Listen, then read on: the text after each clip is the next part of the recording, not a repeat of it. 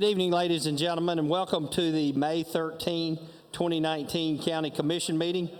I'm going to call on Sheriff Fuson to call the meeting to order, and in honor of National Police Week, he will read President Kennedy's proclamation 3537 and lead us through the posting of the colors and our Pledge of Allegiance. After the Montgomery County Sheriff's Office Honor Guard has left the meeting, I will then call on Commissioner Creek to lead us in our invocation. Sheriff Fuson. All rise. Oh yes, this Honorable Board of County Commissioners is now in session pursuant to adjournment. Now may God save this state and this Honorable Board of County Commissioners. A proclamation. Whereas from the beginning of this nation, law enforcement officers have played an important role in safeguarding the rights and freedoms which are guaranteed by the Constitution and in protecting the lives and property of our citizens. And whereas, through consistent application of new procedures and techniques, such officers are becoming more efficient in their enforcement of our laws. And whereas, it is important that our people know and understand the problems, duties, and responsibilities of their police departments, and the necessity for cooperating with them in maintaining law and order. And whereas it is fitting and proper that we express our gratitude for the dedicated service and courageous deeds of law enforcement officers and for the contributions that they have made to the security and well-being of all of our people. And whereas by joint resolution approved October 1st, 1962, the Congress has requested the President designate May 15th of each year as Peace Officers Memorial Day and the calendar week during which May 15th occurs as Police Week. Now therefore, I, John F. Kennedy, President of the United States of America, do hereby designate May 15th, 1963 and May 15th of each succeeding year as Peace Officers Memorial Day in honor of those officers who through their courageous deeds have lost their lives or have become disabled in the performance of their duties. I also designate the week of May 12th through May 18th, 1963, and the calendar week during which May 15th occurs each succeeding year as Police Week, in recognition of the service given by the men and women who night and day protect us through enforcement of our laws.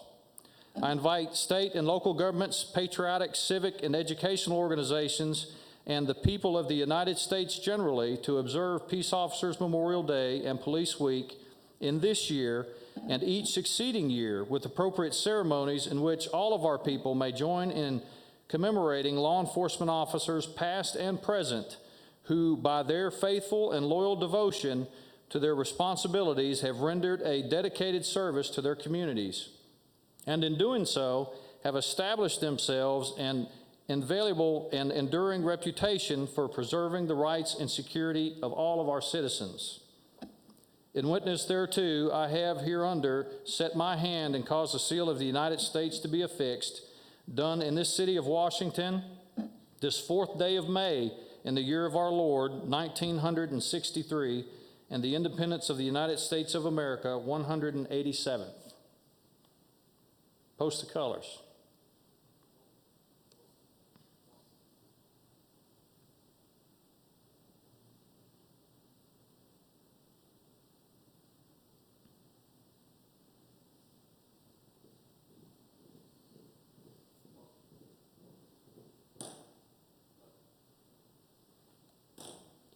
Join me in the pledge to our flag. I pledge allegiance to the flag of the United States of America and to the republic for which it stands, one nation, under God, indivisible, with liberty and justice for all.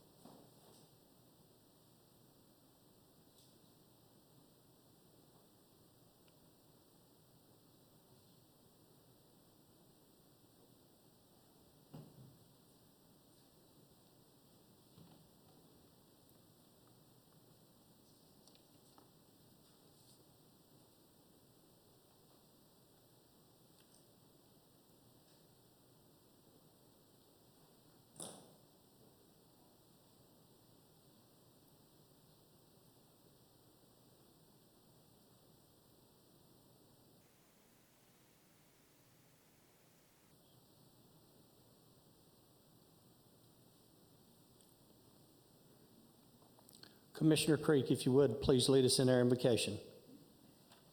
Father and our God, we thank you for your love and your watch care. We thank you for our law enforcement officers. We know that they put their life on the line every day. We just pray for their protection and guide and direct us, that we never forget what they do for us. We're very blessed here in Montgomery County to have the law enforcement we have, and we thank you very much for that. We pray for guidance and direction in our meeting tonight. We know we've got some controversial issues. Just guide and direct us as we vote, and we just pray we respect each other's views if they differ.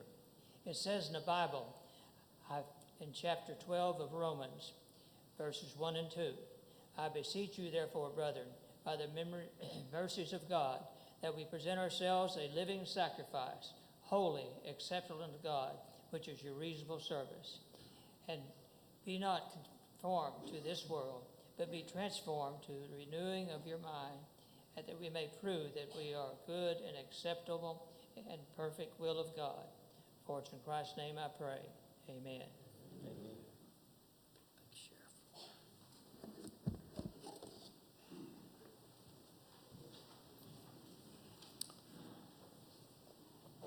Ms. Jackson, would you please register the roll?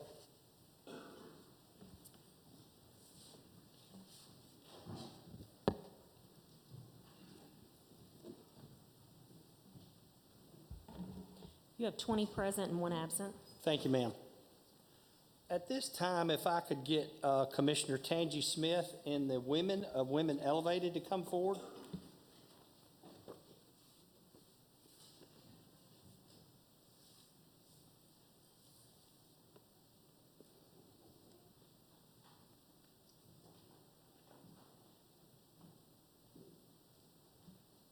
Good evening, ladies. How are y'all? I have a proclamation that I'd like to read. Whereas District 8 Montgomery County Commissioner Tangi Smith has established herself as a credible citizen through her service as a member of the Armed Services for 20 years prior to her retirement. And whereas Tangi Smith has demonstrated her commitment to others by serving women veterans through the Women Elevated organization. And whereas Women Elevated is a nonprofit organization with the primary mission of assisting female veterans in acute crisis before they become homeless and or jobless. And whereas April is designated as the month of the military child, and Women Elevated helps by providing the first semester of college housing fee for military children in need. And whereas the organization provides acute shelter, mentorship, and counseling to include life skills such as resume writing, credit core improvement, interview preparations, effective shopping techniques, budgeting, as well as saving and investing. And whereas over a dozen families have been supported by Women Elevated through the provisions of furniture, clothing, appliances, food, and monetary assistance. Therefore, I, Jim Durrett, Mayor of Montgomery County, Tennessee, do hereby proclaim May 12th, 2019 as Women Elevated Day in recognition of their sacrifice of time, talents, and finances to support their comrades in need. Ladies, thank y'all for all you do.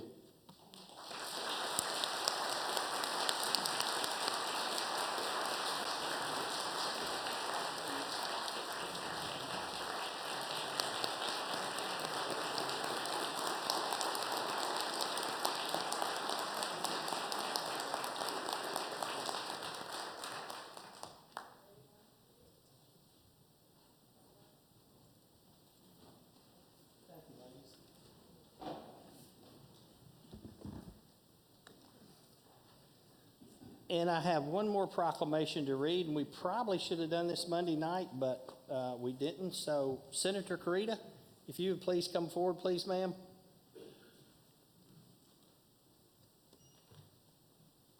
I noticed you didn't bring your podium, so you can't, your little stool, so you can't talk tonight. I'm just kidding. This is a proclamation. Whereas Rosalind Culbertson Carita grew up in Midland, Texas, the daughter of a former leader in the Republican Party. Whereas Rosalind began her career as a registered nurse, She married in 1972, had 3 children, and later created her own small medical marketing business. And whereas Rosalind's political career began in Montgomery County as a county commissioner, where she was elected in 1990 and served 1 4-year term. And whereas Rosalind went on to win a state Senate seat in 1996 and was reelected twice in 2000 and 2004. In 2007, she was named Speaker Pro Tem, and she served in the state Senate through December of 2008. And whereas Rosalind was not finished with serving the citizens of Montgomery County, she was appointed by the County Commission in January 2019 to fill the vacated seat of Mark Green. And whereas Rosalind used her political career knowledge and skill to drive Montgomery County's legislative agenda items through the Tennessee House and Senate with great success, which benefits both the citizens of our community and the state of Tennessee. Now, therefore, I, Jim Durrett, Mayor of Montgomery County, Tennessee, on this 13th day of May, 2019, and on behalf of the Board of Commissioners of Montgomery County, do hereby express our thanks and sincere appreciation to Rosalind Carita for her unwavering commitment and service to the citizens of this great community. Ms. Carita, thank you. Senator Carita, thank you again. Thank you so much.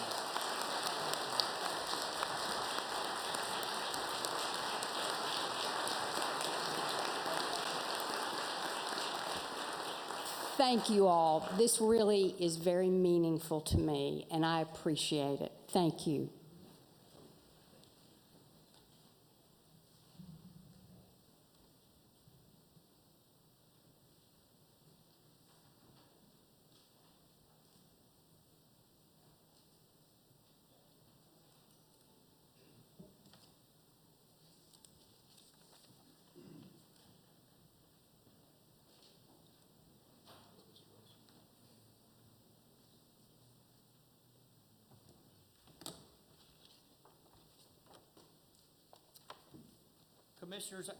Commissioners, our first item of business is our approval of our April 8th, 2019 minutes. Is there a motion for approval? Commissioner Gannon, second. Commissioner Chandler, any discussion on our minutes? If you would, please register your vote.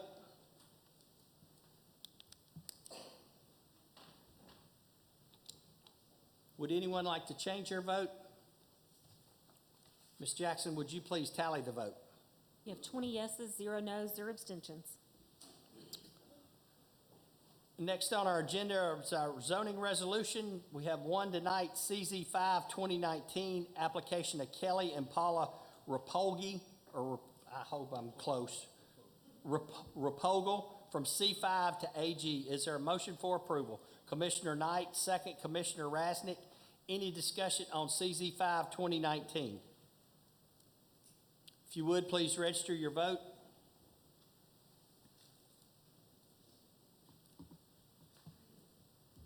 Would anyone like to change their vote? Ms. Jackson, would you please tally the vote? You have 20 yeses, 0 noes, and 0 abstentions.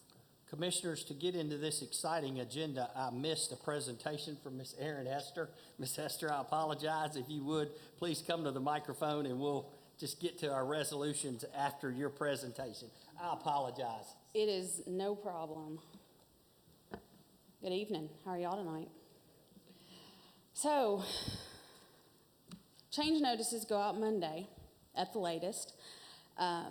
We are wrapping up the 5-year revaluation process. We've spent the last 4 years from 2014 up through now making sure that everything that we have on the roll is as correct as possible, qualifying sales accurately to get the best sales package that we can get, because that is the foundation of our new base rates, lot values, and land values. So here I am this evening to let you know real property change notices will be mailed no later than May 20th. We will send out about 78,000 of them. We've already mailed out, I believe, 7,800 tangible personal property change notices. So I'm going to give you a few numbers. I kind of geek out with these numbers, but from 2014 to 2019, we have had 7.5% increase in parcel growth, so that's our real property. And then we've actually had a 28.5% increase in tangible personal property accounts. So those are actual businesses that have been opened in Montgomery County since 2014. From 14 to 19, our residential assessment, and the assessment is what the tax rate is applied to in city and county to bring in that tax revenue to fund government. It's increased by 25% for residential, 13% for industrial, and 30% for commercial property. Our overall increase in assessment from 2014 to 2018. So this is value growth based on sales. This is new improvements. This is land that has been split and created new subdivisions.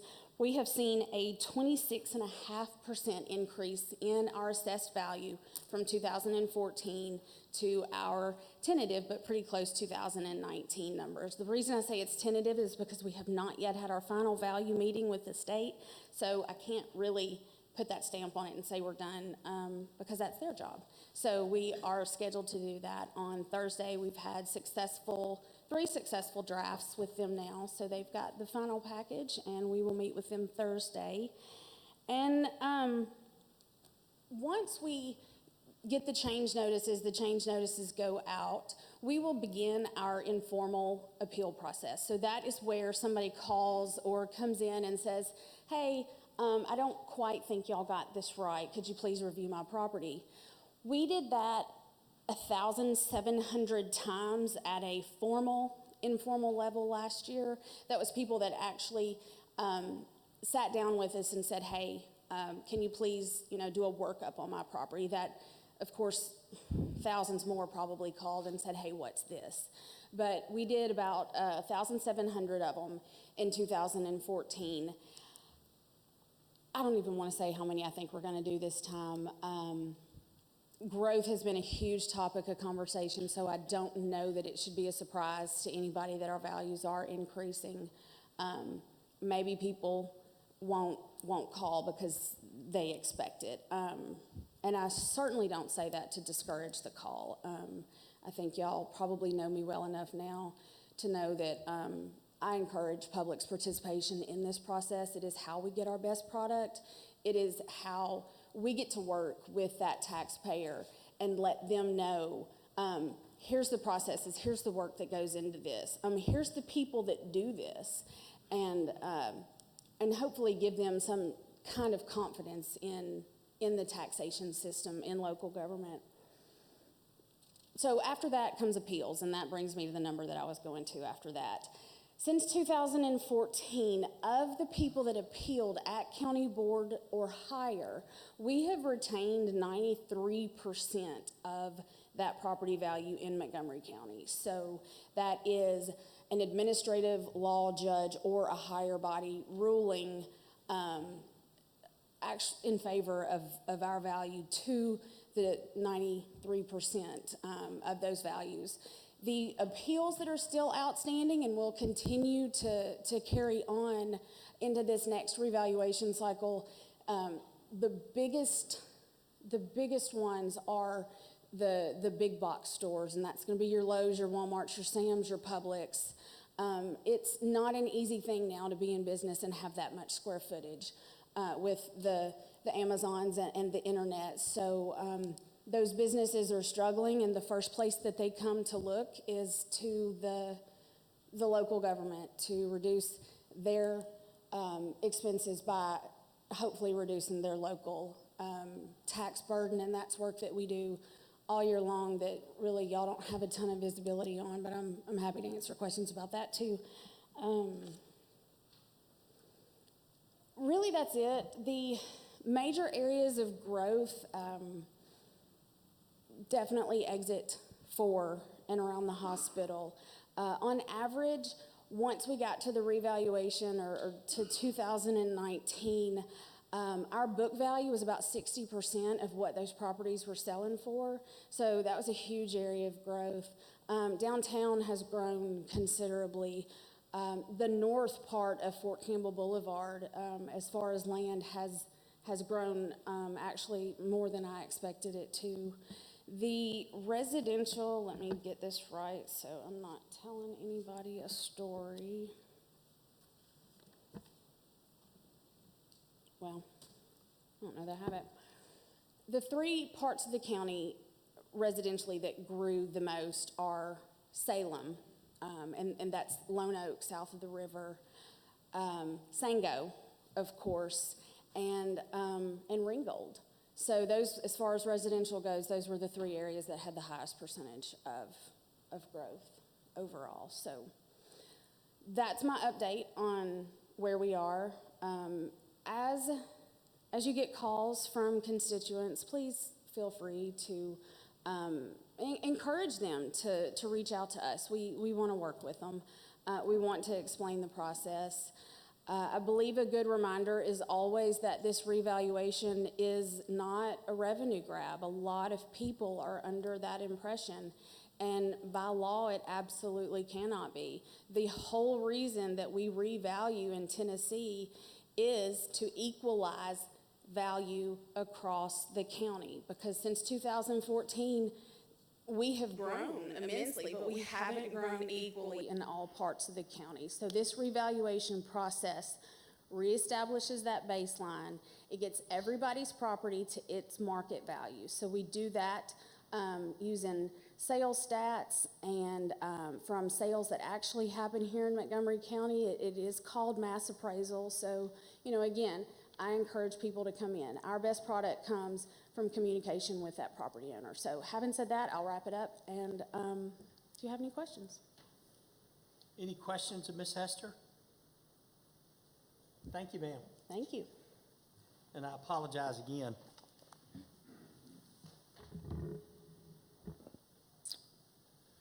All right, Commissioners, our first resolution is Resolution 1951, resolution to request unclaimed balance of accounts remitted to State Treasurer under Unclaimed Property Act. Is there a motion for approval? Commissioner Riccone, second. Commissioner Albert. Any discussion on 1951? If you would, please register your vote.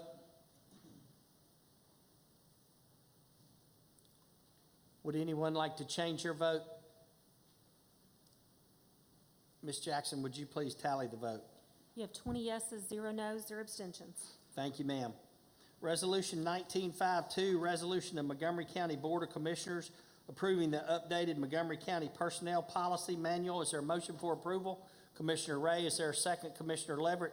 Commissioners, before I call on you for any discussion on this item, Commissioner Bill brought up the Ethics Committee. And there was a change, through resolutions, we had changed the makeup of that committee. And so on page 60 in your Dropbox, the correct language is there. It was originally appointed, and then the commission voted in, I think, 2007, Mr. Harvey, to make it the Personnel Advisory Committee. So our personnel policy now matches our resolutions. Any discussion? If you would, please register your vote. Would anyone like to change their vote? Ms. Jackson, would you please tally the vote? You have 20 yeses, 0 nos, 0 abstentions. Thank you, ma'am.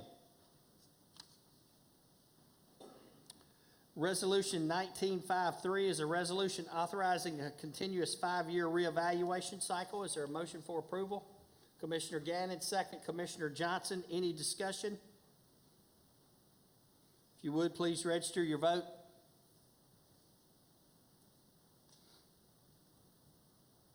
Would anyone like to change their vote? Ms. Jackson, would you please tally the vote? You have 20 yeses, 0 nos, 0 abstentions. Thank you, ma'am. Resolution 1955, resolution to enter into an agreement with the U.S. government, Fort Campbell, Kentucky, to provide certain identifiable animal care services on post at Fort Campbell for compensation. Is there a motion for approval? Commissioner Hodges, second. Sir? Oh, I'm sorry. Thank y'all. I even had them checked. Resolution 1954, resolution authorizing additional funds to the Facilities Department to repair HVA system at Animal Care and Control. It's our motion for approval. Commissioner Bill, second. Commissioner Smith, any discussion? If you would, please register your vote.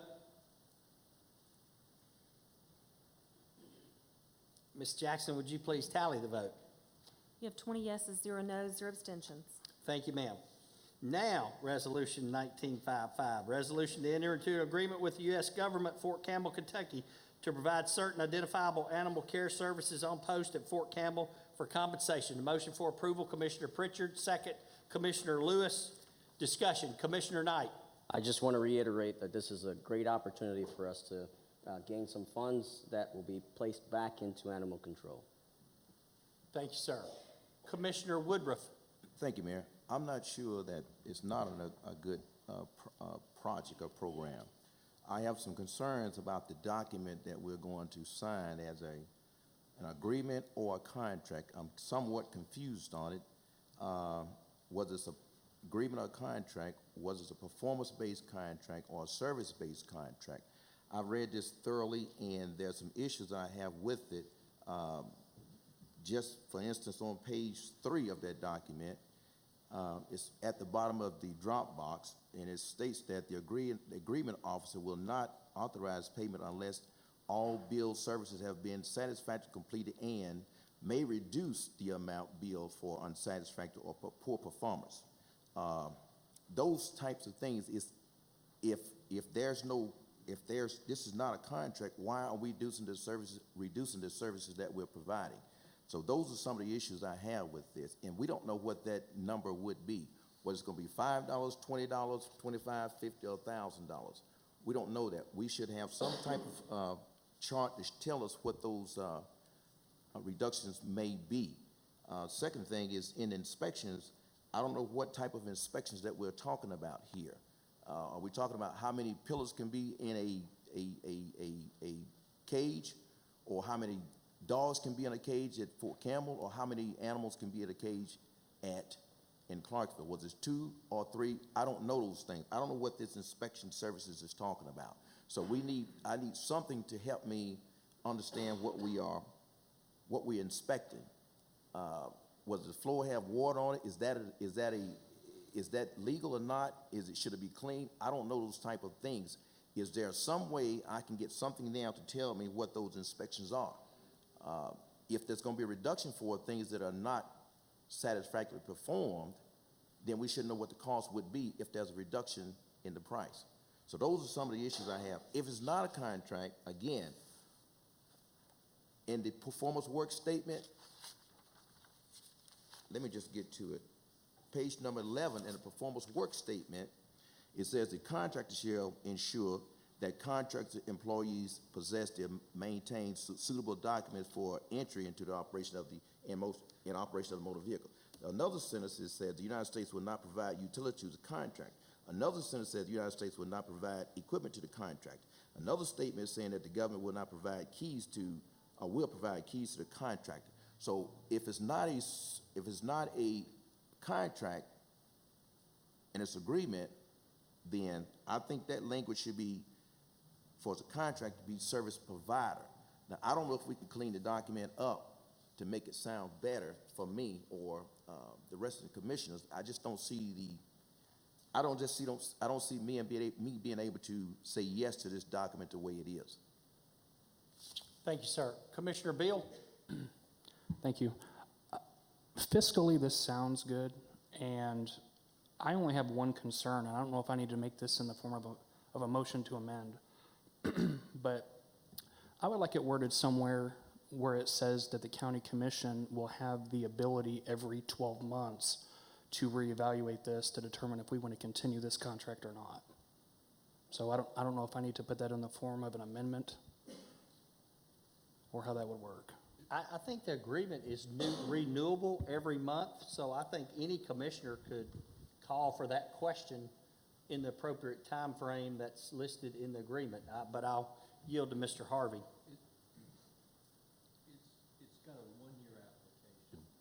it's renewed every year. So in our regular course of business, we're authorizing animal control to enter into this as a renewable contract. It's really no different than a lot of other things that we do. If it's going to stay in place unless somebody brings it up to end the contract. So I don't want to suggest what you should or shouldn't do about the concern you had. If you wanted to move to amend, you could move to amend. But if you don't move to amend, it's still subject to a review every year. You just have to do some oversight with animal control. Would you like to put that in the form of a motion?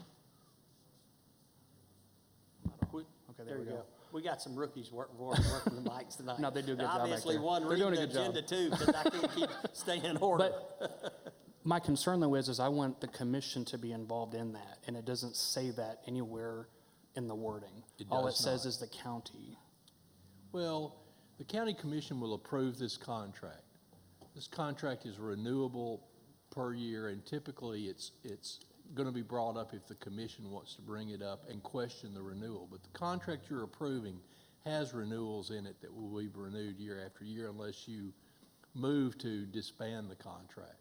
So I think you should consider this one's in effect for the terms that are renewable year by year.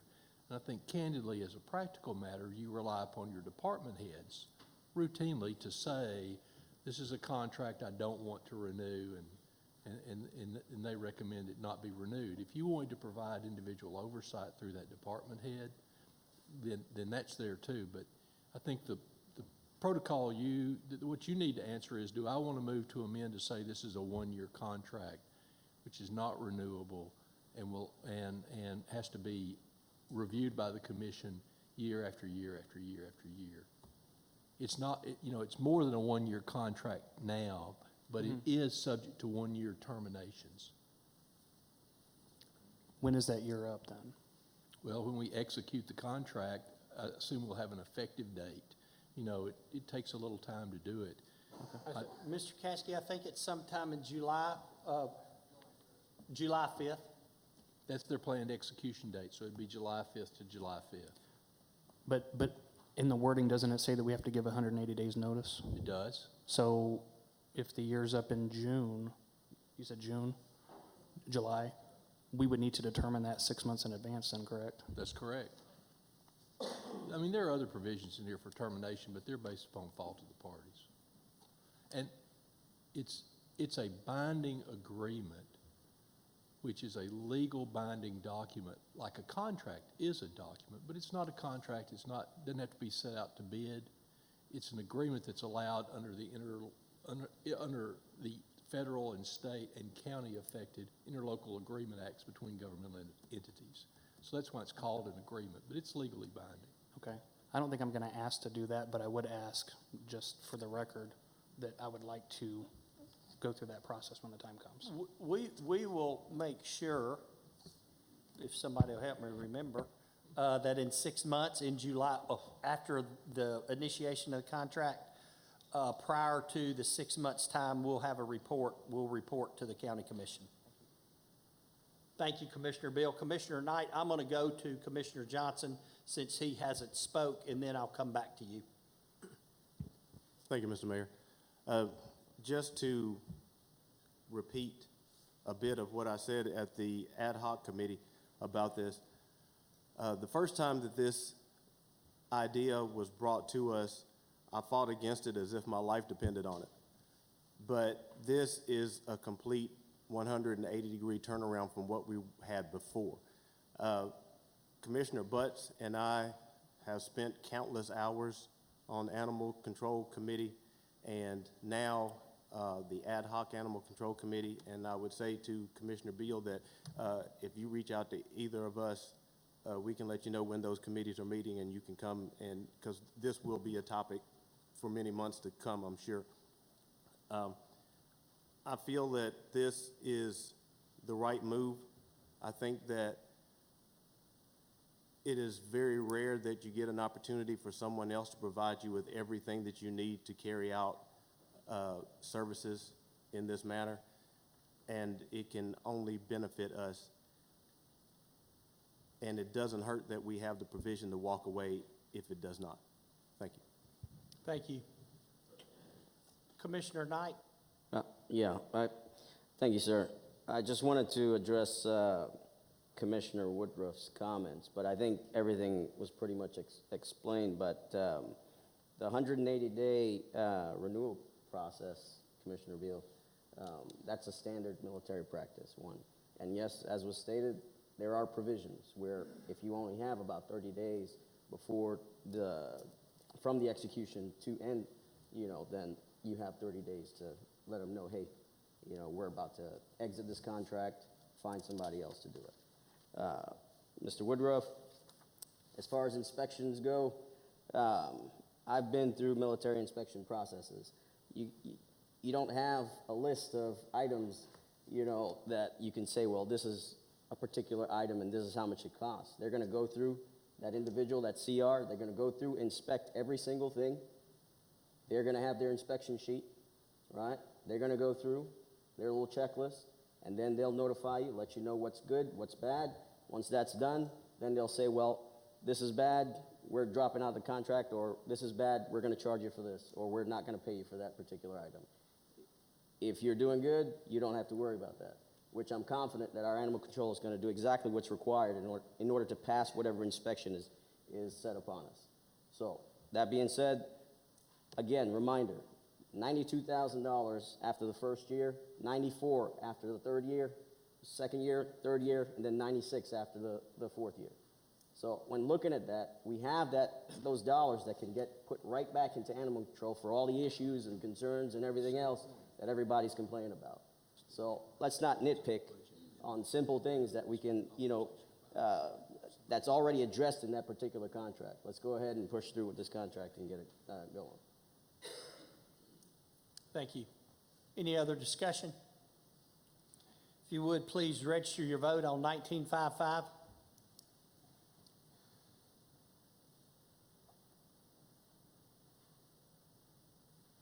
Would anyone like to change their vote? Ms. Jackson, would you please tally the vote? You have 19 yeses, 0 nos, 1 abstention. Thank you, ma'am. Resolution 1956 is a resolution to amend the budget of Montgomery County government for the purchase of land to be used towards the development of a multipurpose event center in an amount not to exceed $1,165,000. Is there a motion for approval? Commissioner Pritchard, second. Commissioner Lewis, any discussion? Commissioner Beal? Thank you, Mayor. What would be the process to get anything event center related put on a referendum? I don't think this resolution or the next resolution are, and I don't know if this is a word, referendable items. When we go to issue the bonds, then there's some state law that deals with what can be put on a referendum and what cannot be put on a referendum. But these two resolutions alone are not something that a referendum can be called for. Correct me if I'm wrong, Mr. Harvey. No, that's correct. I don't know. I never know if I'm on. This is a referendum to amend the budget. This is a vote to amend the budget. You can't put it on a public referendum. It can't be demanded to go on a referendum. The next one is a resolution to buy land. It is not one that can be declared by referendum by demand of the public, nor can you put it on a referendum and ask for a popularity vote on either one of these. When you issue certain types of bonds, those are subject to referendums. And so if you get into financing then and the issuance of bonds, because your question was so broad, is there anything that's referendumable?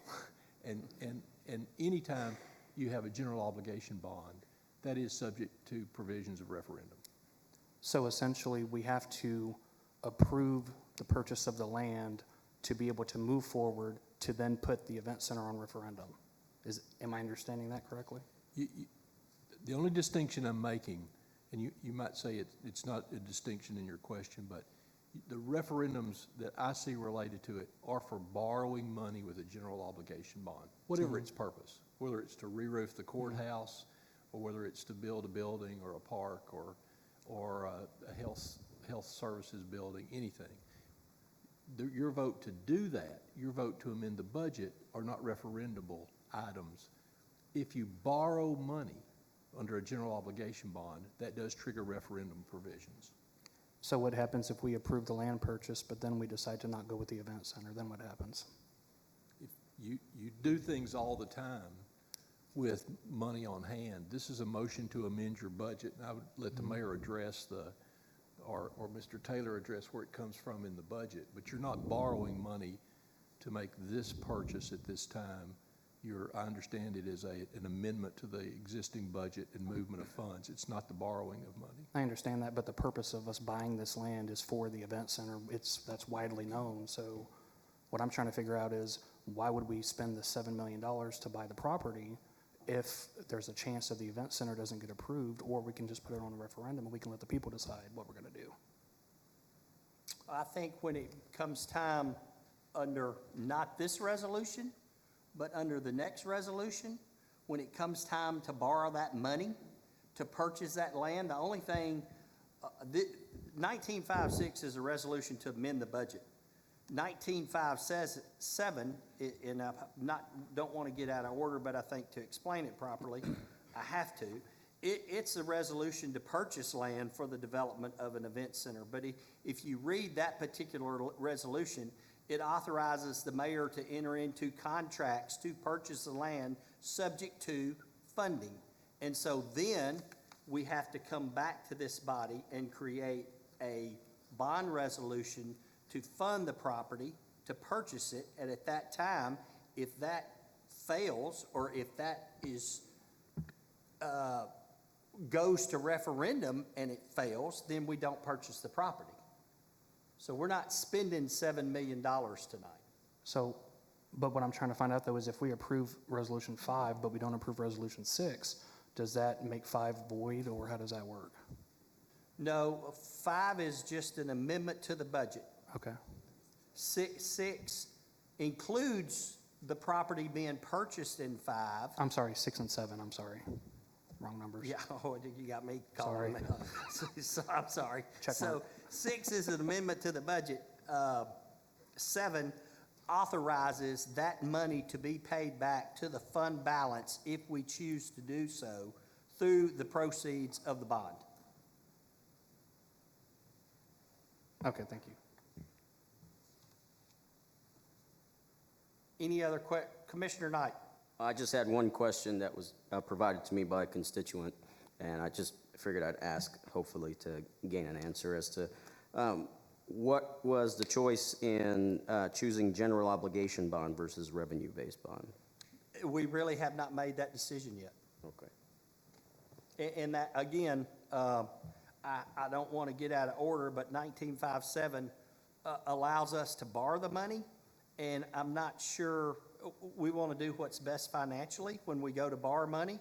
And so I don't know if we want to pay back our fund balance, because we have a healthy fund balance that you'll see next month when we do our cleanup resolution. So we may not borrow the entire money that's authorized under 7, because we may not need to.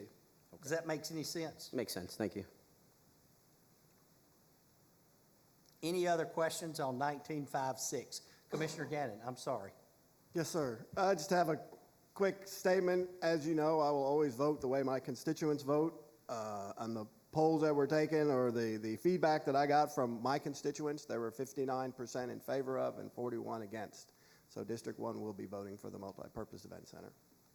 Thank you. Any other discussion? Commissioner Knight? I'd like to echo what Commissioner Gannon said. My constituents for my district, it's 51 to 49% for. Thank you.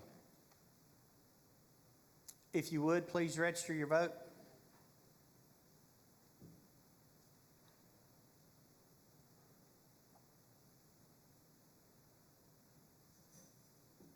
Would anyone like to change their vote? Ms. Jackson, would you please tally the vote? You have 16 yeses, 4 noes, and 0 abstentions. Thank you, ma'am. Resolution 1957 is a resolution to purchase land for the development of a multi-purpose event center. Is there a motion for approval? Commissioner Tangi Smith, second. Commissioner Joe Smith. Any discussion? Commissioner Beal. Thank you, Mayor. I would like to make a motion that we defer this indefinitely until we have a written contract with both Austin P and the Predators Management Company to determine what everybody's responsible for, their expectations, and what's going to happen when that doesn't happen. We have a motion to defer indefinitely. Until we have a written contract with both organizations, yes.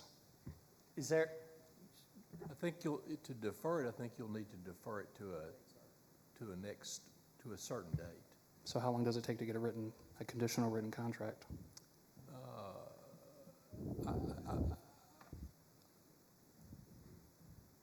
You know, well, I could probably speak to it. part of the problem is that, I'm sorry, you go ahead. No, you go ahead. I was just gonna say, part of it's is a chicken and an egg problem.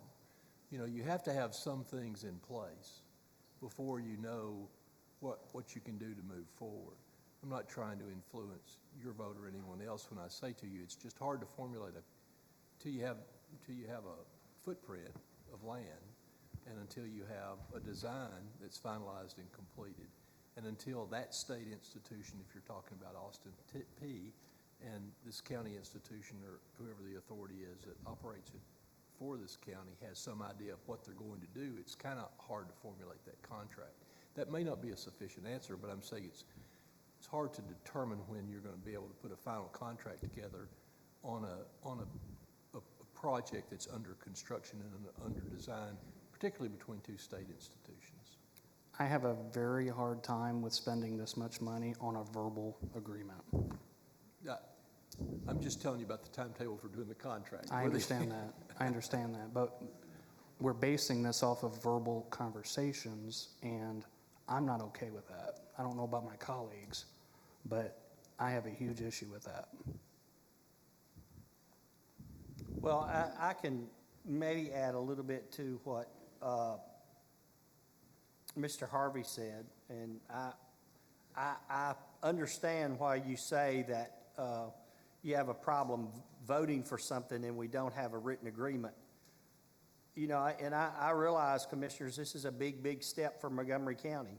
But I can assure you we've been transparent about it, we've been diligent about it, and we put together, in my opinion, what is a great, great plan. Actually had somebody today, probably one of the best comments that it's been fed back to me is, it's the best governmental plan I've ever seen for something like this. Whether that's good, bad, or ugly, I don't know. But I can assure you that this is one step in this entire process. And before we come before this body to ask for funding to build it, this is just to buy the land. And if for some reason we don't build it, we still own the land if we pull the trigger on buying all the land. But if we don't, we still own the land. And it's got value to it regardless of what anybody wants to say, and I think we could sell it on the market. But I would not bring before this body a resolution to fund the construction without written agreements in our hands, period. Mayor, just procedurally, the motion, I think, has to be a motion to defer to a date. So if you want to defer it to the next meeting, or the meeting after that, or the meeting after that, we can find that date.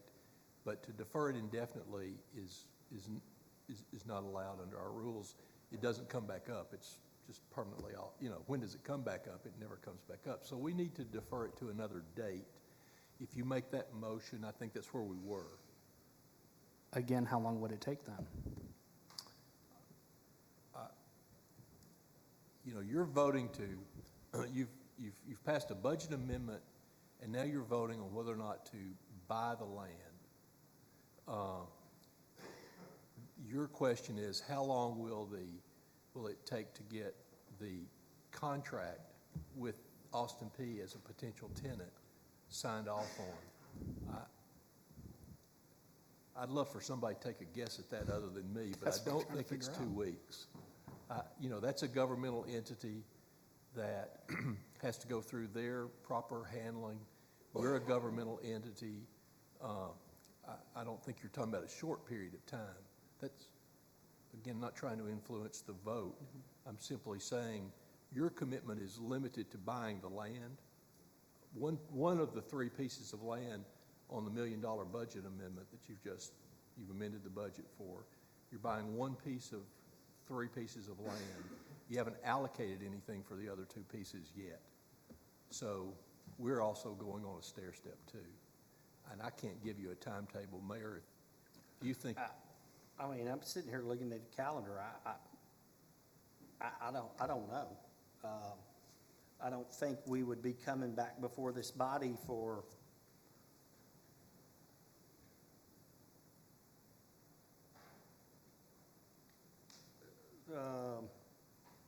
I would say it'd be probably October, and it's just a guess.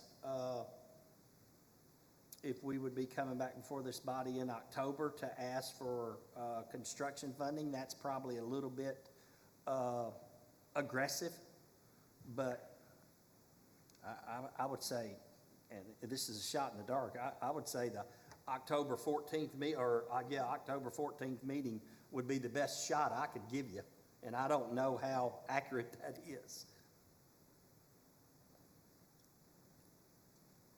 But I think according to Mr. Harvey, the motion needs to have a date on it.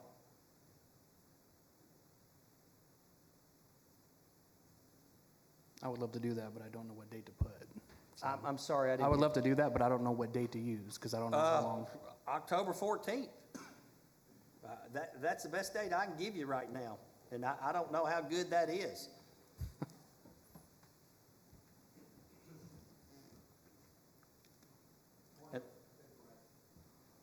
You're going to have to ask him this. If he were to put an October date on it, and then it came in October, and it wasn't at that time, and it was December or January, theoretically, he could defer it again, correct? yes, it's Okay. deferrable more than once. You know, he could defer it could move to defer it till our next formal meeting. We put it on the informal, move to defer it again, move to defer it again, move to defer it again. It's not something that we, that becomes 2 deferrals and you're out.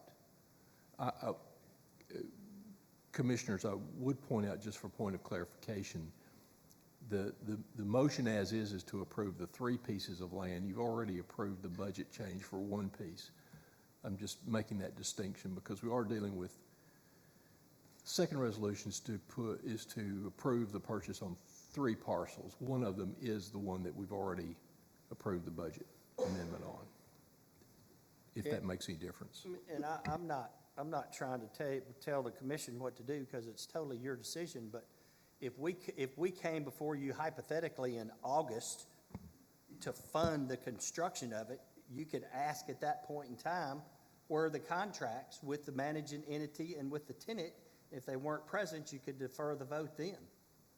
I wish I could tell you a date, but there's so many things that have to happen between that date and now that I can't give you a date. And Commissioner Bill, I'll come back to you, unless you'd like to make a motion now. I'll come back to you, Commissioner Joe Smith. Mayor, I'd just like to call for the vote. We can sit here and discuss this all night, but I think everybody here has made up their mind. I'd like to call for the vote. Yeah, Commissioner Tangi Smith is on the list, so I have to go to her, and then we'll call for the question, which is to cease discussion. Commissioner Tangi Smith. Thank you, Mayor. I agree with Commissioner Joe Smith. I think this has been going on long enough. We just should vote, either yes or no, but vote. Yeah, okay, Commissioner Bill. He advised me it was my prerogative to let you speak again. I'll let you speak again. Well, I guess since we already called for the question, I would just like to say that if we need to have something on paper before we decide to buy anything, that's all I'm saying. To me, that's a smart move. You know, verbal agreements, we can say what we want all day, but as of right now, there is nothing we cannot hold Austin P or the Predators organization to anything at this point. We cannot do it because we have nothing on paper. That's all I'm saying. All right. The question's been called for, and without going through the formality of voting to cease discussion, I think everybody's through talking about it, so if you would, please register your vote. We're voting on 1957, or is this still 6? 7. 7, thank you. Yeah, so if you would, please register your vote on 1957. Hold on. Was there a second? Did you have a second? Yeah, we had a motion and a There's a second. second on the original motion, not on the amended. No, That's correct. so you keep voting. Would anyone like to change their vote? Ms. Jackson, would you please tally the vote? You have 16 yeses, 4 noes, and 0 abstentions. Thank you, ma'am. Resolution 1958 is a resolution for the IDB authorizing a pilot for Montgomery Commons Apartments. Is there a motion for approval? Commissioner Riccone, second. Commissioner Knight, any discussion? Commissioner Beal. Thank you, Mayor. I would just like to say that keep in mind that the whole purpose of negotiating pilots is to create jobs. And basically, we have a developer asking to do this, so I would encourage everybody to vote no on this. Thank you. Any other discussion? If you would, please register your vote.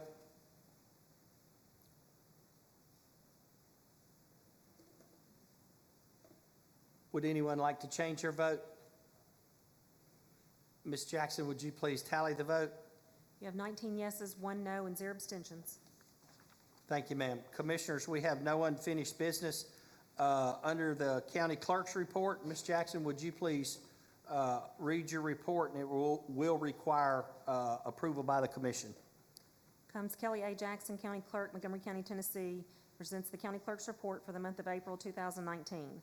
I hereby request that the persons named on the list of new applicants to the office of Notary Public be elected. The oaths of the deputy county officials are approved as taken. This report shall be spread upon the minutes of the Board of County Commissioners. You do not have any notaries that are filed by personal property. They're all by insurance, and you do not have any names that need to be read into the minutes for bond purposes. Is there a motion to approve the clerk's report? Commissioner Ray, second. Commissioner Bryant, any discussion? If you would, please register your vote. Would anyone like to change their vote? Ms. Jackson, would you please tally the vote? You have 20 yeses, 0 noes, 0 abstentions. Thank you, ma'am. Commissioners, you'll see in your agenda the reports that have been filed. Items 4 and 5 are new to your packet. Under county and mayor appointments, this will have to be approved by the county commission. The Personnel Advisory Committee, a 2-year term. Commissioner Chris Rasnick appointed to replace Commissioner Charlie Keene for a 2-year term to expire May 2021. Commissioner Loretta Bryant reappointed to serve a 1-year term to expire May 2020. Kelly Jackson appointed to replace Cheryl Castle for a 2-year term to expire May 2021. Kimberly Wiggins appointed to replace Aaron Hester for a 2-year term to expire May 2021. And Andrew Kester appointed to replace Kenneth Gentry for a 2-year term to expire May 2021. Is there a motion for approval? Commissioner Beal, second. Commissioner Pritchard, any discussion? If you would, please register your vote. Would anyone like to change their vote? Ms. Jackson, would you please tally the vote? 19 yeses, 0 noes, 1 abstention. Thank you, ma'am. Commissioners, we have 3 announcements. If you would, please continue to keep Commissioner Harper in your thoughts and prayers. I spoke to him by text message 2 days ago, I believe, and he's at home, but he's still recuperating and has a long road to recovery. So please continue to keep him in your prayers. And if you would, please mark your calendars to attend a ribbon cutting for the airport's new runway reopening, and that's set for Tuesday, June 4th at 3:00 p.m., and it'll be at the Clarksville-Montgomery County Regional Airport. And lastly, I'd like to thank the Montgomery County Sheriff's Office Color Guard for posting tonight's colors for Police Week. As Chief Fuson read in 1962, President John F. Kennedy signed a proclamation designating May 15th as Peace Officers Memorial Day. In the week surrounding Peace Officers Memorial Day, is designated as Police Week. Across the country, events and ceremonies are held to honor those who paid the ultimate sacrifice. Last year in the United States, 163 men and women and 28 canine died in the line of duty. Locally, since 1945, the Sheriff's Office and the Clarksville Police Department have had 7 line-of-duty deaths. Tonight, we remember Officer Kermit Leonard Nipple, Officer Kenneth Browning, Police Service Dog King, Officer Aaron Douglas Glenn, Officer David Scott, Officer Yamil Baez Santiago, Deputy Bubba Johnson, and the many men and women and canine who died serving their communities. And in continuation of Police Week, the Clarksville-Montgomery County Law Enforcement Memorial will be this Friday at 10:30 a.m. at the Clarksville Police Department. So if you would, please join us as we honor those who have paid the ultimate sacrifice. And for those in the room, I want to say thank you as well.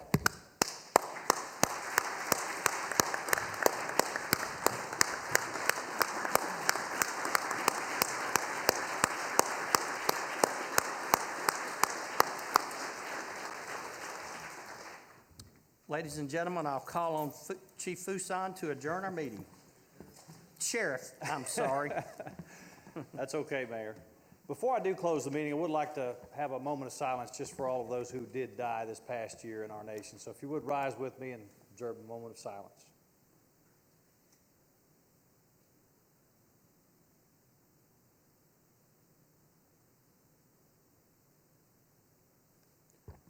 Thank you. Oh yes, this Honorable Board of County Commissioners now stands adjourned. Now may God save this state and this Honorable Board of County Commissioners. Thank you. Sheriff, I'm sorry.